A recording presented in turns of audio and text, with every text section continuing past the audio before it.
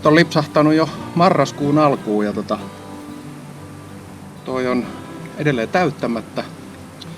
Mä ajattelin niin, että tehdään osa tuommoista sepeliä täyteen ja osa sitten multaa niin, että kun se multaa tehdään keko, niin talven aikana se kuitenkin painuu alaspäin ja sitten pahimmillaan siitä tulee jopa kuoppa, niin keväällä sitä joutuu sitten taas nostaa.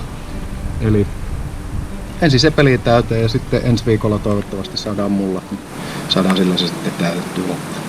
Ja sitten saa talvitulta.